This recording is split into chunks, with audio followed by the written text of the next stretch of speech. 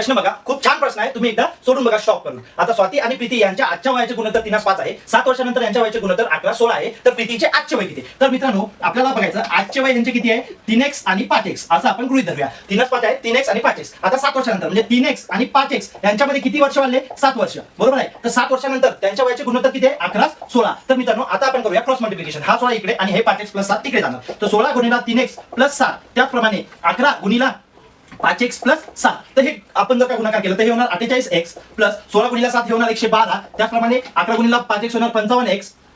त्याचप्रमाणे होणार 77. तर मित्रांनो आता आपण हे 77 या साईडला आणि हे 48 या साईडला पाठवूया. तर ते होणार 7x + 7x = 35 होणार, बरोबर आहे. तर x ची व्हॅल्यू आपल्याला काय येणार? 5. तर मित्रांनो आता आपल्याला प्रीतीचे आजचे वय बघायचे. तर आजचे वय स्वातीचे किती आहे? 3x आणि प्रीतीचे किती आहे? 5x. म्हणजे या 5 मध्ये x ची व्हॅल्यू जर का आपण पुट केली 5 तर ते होणार 25, म्हणजे जे की आपलं उत्तर क्रमांक 2. तर मित्रांनो अशाच प्रश्नांसाठी आपल्या चॅनलला फॉलो करा आणि व्हिडिओ आवडला असेल नक्की